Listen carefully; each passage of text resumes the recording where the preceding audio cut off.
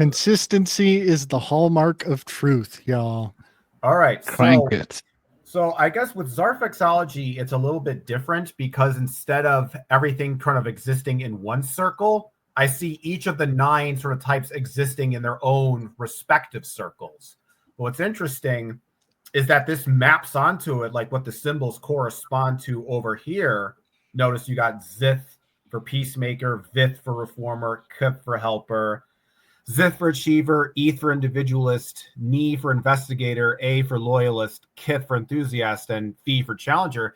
But the thing is, what these Zirphax symbols represent correspond to these descriptions. So, for example, the individualist, which is Eth, this is the Zirphax that represents sort of like individual images, isolated concepts and ideas that just sort of float around in the void.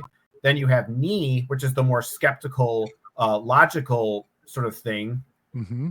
And that represents, which this Zirphax right here, which is kind of like you're sort of out of touch with reality, you're in tune with your facts. Then you have A, which is kind of representative. So one thing I should also point out is that each one of these symbols kind of like also points to sort of like a religious and spiritual orientation. So A would be kind of like your Judeo-Christian kind of religions, you're loyal, you're kind of with your community, because A is also the Zirphax that represents cities, civilizations. And then you have the 2 Kiths over here, and Kith is the sort of the organic Zirphax.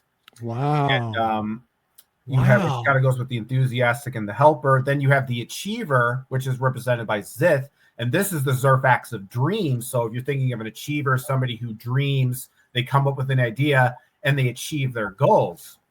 Then you have Phi over here. This is the Zirphax that represents physical matter. It's also a Zirphax that we can't physically perceive. We perceive it as this kind of this chaotic quantum realm. And that's and then you have Vith, which is the interconnected Zirphax. This is the Zirphax you enter when you do LSD or psilocybin. There's a sort of performing nature that happens there. And then you have the peacemaker, which is Zith. This is the symbol of ultimate mystery, sort of ultimate infinity, if you will. And that seems to correspond with the 9 and the whole idea of completion. And then there's another thing I wanted to ask that also lines up is the whole Zarphex interior and indeterminate zone sort of dichotomy. So the Zarphex interior kind of represents where all of the belief systems of the collective consciousness kind of intersect with each other. It's essentially kind of your physical, mundane sort of reality, which is where your Christians, your atheists, and your more conservative spiritual groups kind of believe in this.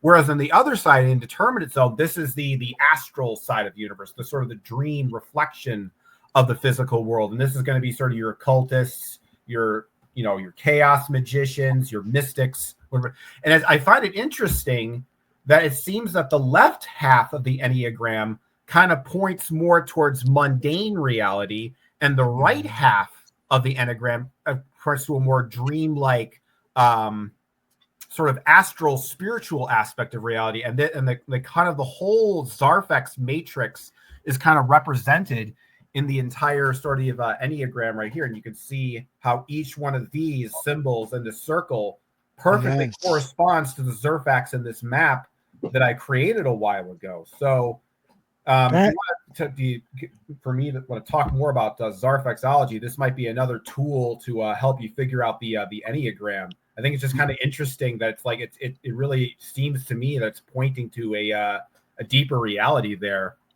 Yeah, buddy. Man, you have really nailed it. I couldn't add or subtract or you got it. You got it, bro. You got it. I don't even know these symbols, but everything you said really comports to my understanding of the system as well. This is gorgeous. Yeah, and the other thing about this map, which is interesting, is that they essentially kind of they're like dimensional coordinates. You can think of these also as like, because the idea is that we exist in a Zarphex, right? But there are Zarphexes that exist outside of us. But depending upon where you are on the map, this determines what type of Zarphexes that it essentially refers to. So if we look at the the Zirphax map. This is essentially the map that represents the outer Zarphexes, but as the directions kind of point to, it makes sense. So when you think about the logical sort of aspects or Zirphaxes, they're kind of pointing towards the darker, more sort of physical Zarphexes on the left and right side. Whereas I kind of lost myself there, but the point is that these systems they kind of there's a crossover. There's another synchronicity for you. That's gorgeous, man. That's beautiful. That's really interesting. Can you put that image back up for us? Yeah, one thing that I notice with the Enneagram is people kind of get stuck on the numbers. And I think it would be, yeah, and I think that's just for expedience sake. Like if you're in a community of Enneagram people, you don't want to say, I'm a perfectionist reformer with a remedial, it's like a whole paragraph to describe yourself. So they just say, I'm a number one. It just offers expediency. So yeah, I love not getting stuck on the number itself. And it's really helpful to just use a symbol that isn't even a number, that doesn't have prejudice. So yeah, I love these. This is great. Here's I'm looking at this and I'm finding this really interesting. So like you've got what I'm looking at here is potentially, and check me if I'm wrong, you've got 9 bands, right? And we've spoken about this before. I've always seen this mapping onto the Enneagram. I always said to you, I see this perfectly, beautifully. I see 4 different Enneagrams here, potentially. 4 elements. And I see 36 things going on here, right? So because you on the right hand side, what is that? IZL4. Is that on the top band where it says Zirphax interior? That's referring to the 4th level of the indeterminate zone. Right. And then the 3rd, and then the 2nd, and then that. So you've got these 4 levels here. And then you've got these 4 different sort of grades of it. And I noticed here, for example, like you got the fee, right? Mm-hmm. The fee, which represents, which obviously represents, well, what does the fee represent? So fee is essentially the Zirphax of the quantum realm. It's sort of the inorganic like potential. So basically the quantum realm is essentially what it physically represents, but it's also the Zirphax of sort of physical matter and physical things. So it's very Saturnian in that sense. That's very interesting. Because like I'm looking here and I'm seeing that like the way that sort of fits in here is really interesting. 1, 2, 3, 4, 5, 6, right? And these moving up, grading in numbers, is that coincidentally, or is there a structure to this gradation? Yeah. Well, the way it's structured is that the Zirphaxes on the higher part are more higher dimensional and interconnected, whereas the lower ones are lower dimensional and more isolated, separated, and disconnected. And then the left side, basically, you're going further and further into kind of the Zarphex itself, further into physical reality, further into mundanity. And the right side represents going away from the Zarphex into the outer Zarphexes and into the outer mysteries, into the deeper aspects sort of beyond the world. That's how I would basically think of those 4 dimensions essentially. And if you on that same one and you come back and you go from B all the way to the right to the indeterminate L4 zone, what does that one represent? The first one and that on the right hand side. Wait, indeterminate level 1 or level 4? Level 4. Okay, so level 4. This is kind of basically, the thing about the Zarphex nucleus, which is the central part, is it's not really easy to access from the physical side, but there's a kind of portal to it from this part, which is Zith and Vith. Now, if you think about Zith, kind of represents the highest sort of, so the other thing about Zarphexology is there are key Zirphaxes and there are gate Zirphaxes. So everything on the right side over here, these are all 4 types of gate Zirphaxes. You have O, Dio, Re, and Vith. But in this one, you also have Zith, which is the highest key Zirphax. So the key Zirphax is masculine, And the gate Zirphax is feminine. So here what you're seeing is sort of the collective masculine consciousness and the collective feminine consciousness sort of coming together to sort of be kind of like creative ultimate reality, essentially. That's how I would. And then the one on the one L3 next to that on the left, what does that represent? Okay, so this is basically, so this yellow banana is called a Zirphax. That's the third highest key Zirphax.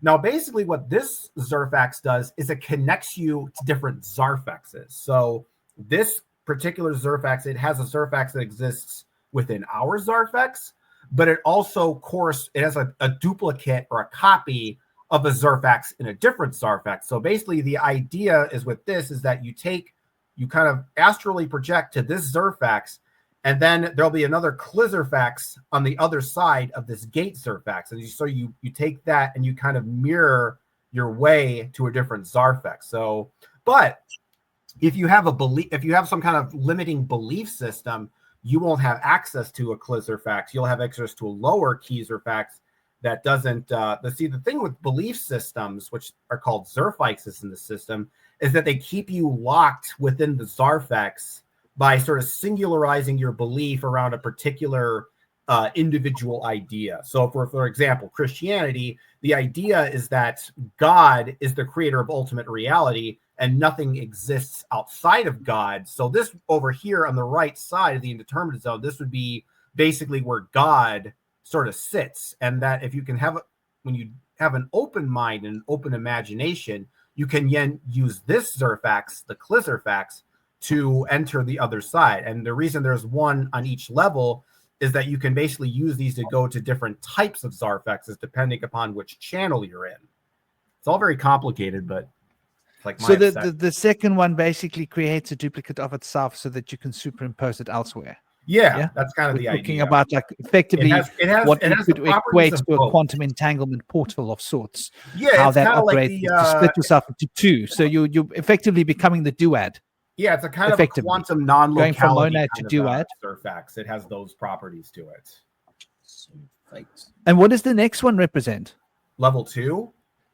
So level 2, level 2 on the same upper band. Level 2 would basically be the standard dream world and astral plane that most people go to. Now, this Zirphax, this is the Zirphax of randomness called VLD, which is spelled VLD. And that happens because you have a lot of different ETH Zirphaxes down here.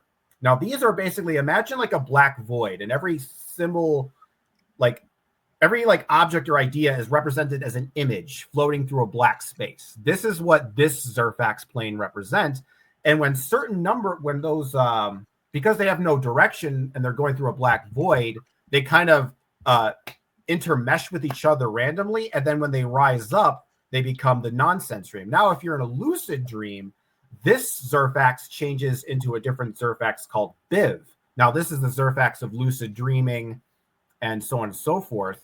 And then the first level of the indeterminate zone, you can technically, this is more like an exact duplicate of the Zarphex interior of a physical reality. It's basically, and then as you get further out, it gets, you get to deeper levels of the astral plane farther away from physical reality. So this Zirphax right here is almost a duplicate copy of this Zirphax A over here. But within this Zirphax, there's more of a potential for paranormal things happening because it's essentially the indeterminate zone equivalent. So if you're basically, if you're in a bathroom, the bathroom is in this Zirphax, but the mirror reflection exists in this Zirphax. But if you're in a kind of a state of mind where you feel like you're in a trance, or you're smoking a little kush right in there, this will also take you to this Zirphax. Also, and it also, what's interesting is this doesn't just incur it to different astral planes, but different types of substances can also be mapped out using this. Wow. I find this really interesting because it seems to map with cosmology from Vedic systems, from Kabbalistic systems, and so the monad represents everything that is the prana. It's the subtotality of all creation, and it's effectively a portal coming through the sun, right? of all of this potential of life. It's completely abstract, but it's a substance source of it.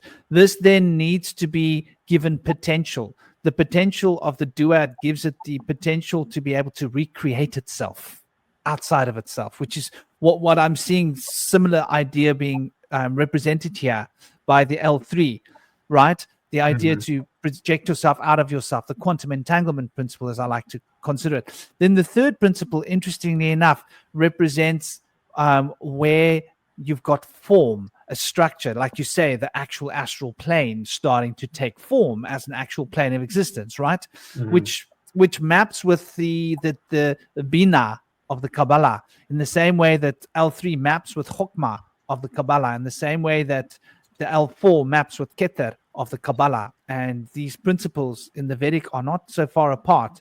So then we go to the next piece, which is Chesed. Now, you said it relates to the beginnings of physical matter. Chesed is the Mazloth. The Mazloth of the fourth sphere of Chesed is actually where we start to form the world. So, like, just looking at these first four, you could say numerologically they could represent 1, 2, 3, 4 in the same way. And so I'm betting that the one here, which is Phi, represents, I suppose, would fears be related to that? It can actually be real. I guess it depends on the type of fear. I would think I would relate anxiety to knee, because this is essentially the Zirphax when you're stuck in your head and you're intellectualizing everything, and you don't really kind of sense the tastes and colors and smells around you, which is kind of the opposite of Kith. So when you're in a very sensuous state, you're really noticing the smells on you can really feel the air touch the skin on your body, and you really kind of touch with nature around you. This is the Kith Zirphax. And what's interesting, you bring up Kether and Kabbalah, because this Zirphax right here, Re, is the third gate, and it represents a white void, which is what Kether represents. And then you think of the name Kether, Kith Zirphax. I didn't even do that intentionally, but that just seemed to line up that way. Very interesting. Yes. Yeah, when you start looking at it, you can actually build this into an Enneagram exactly as you've got it here. Yeah. And you can expand it from right to left into an Enneagram. And you would actually probably be able to put the planets directly, or the associations of concepts relating to planetary energies and numerology directly onto this as a evolving scale from less substantial to more substantial. No, because that's basically what it is, right? Yeah.